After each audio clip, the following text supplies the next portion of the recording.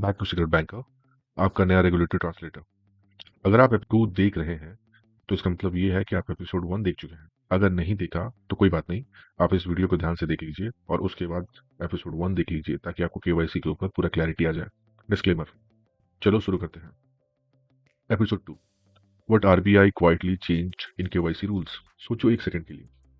एक 72 साल के अंकल हैं, retired government employ, pension account है उनका एसबीआई में। पिछले 15 साल से same account, same branch, same address. एक दिन उन्हें ब्रांच से कॉल आता है, सर आपका केवाईसी अपडेट करना है, ब्रांच आइए पर्सनली। अंकल का सवाल रीजनेबल है, भाई 15 साल हो गए, कुछ बदला नहीं है, नाम वही है, एड्रेस वही है, पैन वही है, आधार वही है, तो क्यों आऊं। ऑनेस्टली उनका सवाल बिल्कुल सही है। यही वो फ्रिक्शन पॉइंट था जिसे आरबीआई ने रिसेंटली एड्रेस किया है।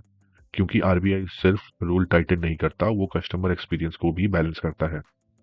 चैप्टर 1, आरबीआई का डबल एजेंडा। लोग सोचते हैं आरबीआई सिर्फ एक रेगुलेटर है जो बैंक्स को स्ट्रिक्ट बनाता है। ये हाफ ट्रूथ है।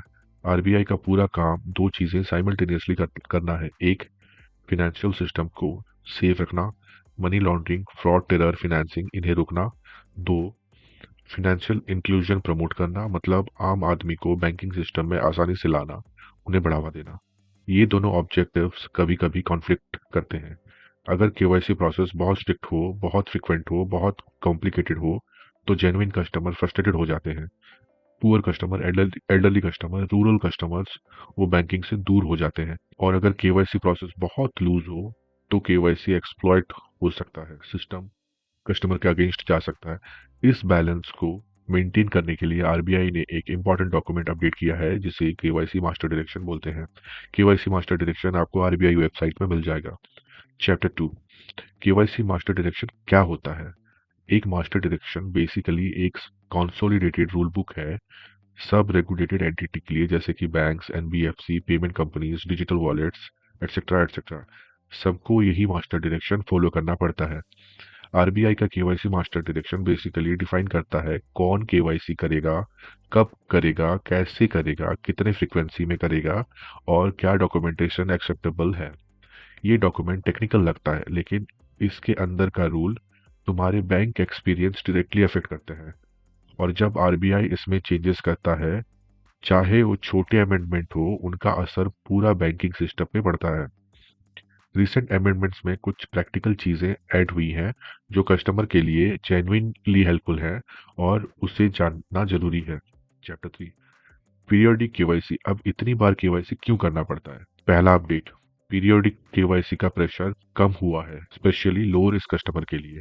पीरियोडिक केवाईसी मतलब बैंक को समय समय पे अपना कस्टमर का केवाईसी रिव्यू करना पड़ता है। ये रिक्वायरमेंट करती रही है, लेकिन इम्प्लीमेंटेशन में बैंक ने कभी कभी अननेसेसरी फ्रीक्वेंसी यूज की, इवन जब customer genuinely low risk customer था। रिसेंट आरबीआई गाइडेंस के बाद ये क्लैरिटी आई है, लो रिस्क कस्टमर के लिए केवाईसी अपडेशन साइकिल लॉन्गर हो सकता है, उन्हें बार बार ब्रांच भेजने की जरूरत नहीं है।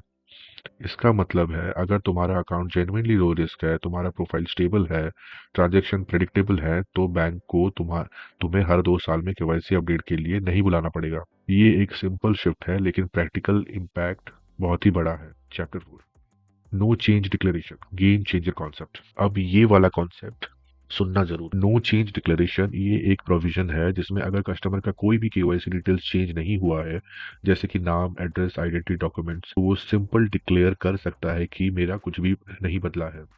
और ये डिक्लेरेशन सर्टेन कंडीशन में केवाईसी अपडेट का एक मेथड के रूप में एक्सेप्टेबल हो सकता है। मतलब उन 72 साल के अंकल को फिजिकली ब्रांच नहीं जाना पड़ेगा, वो एक सिंपल सेल्फ डिक्लेरेशन दे सकते हैं। ये प्रोविजन लगता तो छोटा है लेकिन एक्चुअली ये एक मेजर फ्रिक्शन पॉइंट एड्रेस करता है। इंडिया में लाखों ऐसे एल्डरली कस्टमर हैं जिनके डॉक्यूमेंट चेंज नहीं हुए हैं सालों से। उनके लिए बार बार ब्रांच विजिट मैंडेटरी बनाना ये प्रैक्टिकली एक पनिशमेंट था और ये फिनेंशियल इंक्लूजन के अगेंस्ट जा रहा था। नो चेंज डिक्लेरेशन उस प्रॉब्लम का एक अच्छा सॉल्यूशन है। Chapter 5, digital KYC. अब घर से ही केवाईसी हो सकता है। दूसरा इंपॉर्टेंट अपडेट है डिजिटल केवाईसी चैनल्स, वो और एक्सपेंड किया गया है बैंकों में। पहले मोस्टली ब्रांचेस विजिट मैंडेटरी था केवाईसी के लिए, फिर वीडियो केवाईसी इंट्रोड्यूस हुआ। अब और बहुत सारे ऑप्शंस आ चुके हैं, जैसे कि Aadhaar based OTP verification, face authentication, digital document submission. RBI ने स्पेसिफाई किया है कि बैंक्स और रेगुलेटेड एंटिटीज इन डिजिटल मोड्स को एक्टिवली प्रमोट करें ताकि कस्टमर को अननेसेसरी ब्रांच विजिट का करना ना पड़े। ये स्पेशली इम्पॉर्टेंट है टायर 2 और टायर 3 सिटीज के लिए, जहाँ पे ब्रांचेस फिजिकली दूर होती हैं, या वर्किंग प्रोफेशनल के लिए जिन्हें वीकडे ब्रांच विजिट प्रैक्टिकली पॉसिबल नहीं होता। डिजिटल केवाईसी का एक्सपेंशन एक क्वालिटी ऑफ लाइफ इम्प्रूवमेंट है। सिंपल। चैप्टर 6, प्रिया की कहानी। डॉक्यूमेंट्स नहीं बदले फिर भी केवाईसी। प्रिया एक स्कूल टीचर है, मुंबई में रहती है। उसके सेम फ्लैट है पिछले 10 साल से, सेम पैन कार्ड है, सेम आधार है, अकाउंट एक प्राइवेट बैंक में है। एक दिन बैंक का नोटिफिकेशन आया, your KYC is due for update, please submit your documents. Priya confuse हो गई। उसने बैंक का कस्टमर केयर को कॉल किया। प्रिया ने बोला मेरे डॉक्यूमेंट्स चेंज नहीं हुए, नाम वही है, एड्रेस वही है, तो क्या सबमिट करना पड़ेगा। कस्टमर केयर रिप्रेजेंटेटिव ने कहा मैम आपको लेटेस्ट डॉक्यूमेंट सबमिट करने हैं, लेकिन लेटेस्ट डॉक्यूमेंट सेम है, कुछ नहीं बदला है। इस कन्वर्सेशन का कोई भी रिजोल्यूशन नहीं निकला उस दिन। यही वो गैप है जो आरबीआई के रिसेंट अमेंडमेंट्स एड्रेस करते हैं। No change declaration provision exist करता है प्रिसाइजली इसीलिए, ताकि प्रिया जैसे सिचुएशन में एक सिंपल वैलिड ऑप्शन हो। प्रॉब्लम ये है बहुत से बैंक स्टाफ को ये प्रोविजन ठीक से इम्प्लीमेंट करना नहीं आता, और बहुत से कस्टमर जानते ही नहीं है कि ये ऑप्शन एग्जिस्ट करती है। तो इसीलिए बैंक्स को अपने front end customer facing staff को ट्रेनिंग देना होगा। और आप भी अगर यहाँ तक ये वीडियो देख चुके हैं तो आप भी स्मार्ट बन चुके हैं। Chapter 7, customer convenience versus fraud control, the eternal tension. अब जानता है, इसीलिए केवाईसी सिंप्लीफिकेशन का मतलब ये नहीं कि वेरिफिकेशन वीक हो गई, मतलब है कि जेन्युइन कस्टमर के लिए फ्रिक्शन कम हुआ, लेकिन बैक एंड रिस्क असेसमेंट और मॉनिटरिंग एक्चुअली स्ट्रॉन्गर हो। चैप्टर 9, तो क्या बदला समरी में ब्रीफली रिकैप करते हैं जो अभी तक हम लोगों ने इस वीडियो में सीखा। लो रिस्क कस्टमर के लिए पीरियोडिक केवाईसी का बर्डन कम हुआ है। नो चेंज डिक्लेरेशन कॉन्सेप्ट को आरबीआई ने फॉर्मली एक्नॉलेज किया है। डिजिटल केवाईसी चैनल एक्सपेंड हुए हैं, जैसे कि OTP, face auth, video KYC etcetera. Elderly और फिजिकली चैलेंज कस्टमर के लिए door step banking KYC provision exist करते हैं। आपके बैंकर से आप पता कर सकते हैं। और ओवरऑल आरबीआई का इंटेंट ये है कि केवाईसी एक बैरियर ना बने, वो एक प्रोसेस बने जो सिस्टम को सेफ रखते हुए कस्टमर की लाइफ इजी करे। थ्योरी में ये सब ब्यूटीफुल लगता है, प्रैक्टिकल में अलग कहानी है।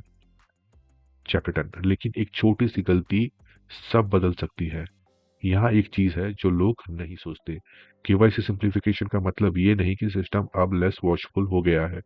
एक्चुअली इसका मतलब उल्टा है। जब डॉक्यूमेंटेशन रिक्वायरमेंट रिड्यूस होती है तब बैकएंड मॉनिटरिंग और ज़्यादा इंपॉर्टेंट हो जाता है। बैंक्स और रेगुलेटर दोनों एक चीज और क्लोजली वॉच करते हैं, behaviour, transaction pattern, account activity, cash flow, frequency, amount, source. और अगर कोई पैटर्न एक्सपेक्टेड से अलग दिखाई दे रहा है, चाहे तुम्हारा केवाईसी परफेक्टली अपडेट क्यों ना हो, सिस्टम फ्लैग करता है। लेकिन इवन आफ्टर ऑल दिस, एक छोटी सी केवाईसी मिस्टेक अकाउंट को रेड फ्लैग तक ले जा सकती है। एपिसोड 3 में हम उन्हें रिवील करेंगे, वो हिडन ट्रिगर्स जो सिस्टम के अंदर एग्जिस्ट करती हैं। नाम mismatch, address mismatch, tournament account suddenly activate हो गए, और वो पैटर्न जो एक जेन्युइनली ऑनेस्ट कस्टमर के अकाउंट को भी रिस्क जोन में डाल देते हैं। ये सब नेक्स्ट एपिसोड में देखेंगे, सीक्रेट बैंकर 4 पे। अगर यहाँ तक आप ये वीडियो देख चुके हो तो एपिसोड 1 और 3 कवर कर लेना, आपको केवाईसी का क्लैरिटी एंड टू एंड मिल जाएगा। अगर आपको ऐसे बैंकिंग, फिनटेक, आरबीआई और compliance explain in simple language videos पसंद आते हैं तो चैनल को सब्सक्राइब जरूर करें और अपने दोस्तों के साथ भी शेयर करें। मिलते हैं नेक्स्ट वीडियो पे। जय हिंद।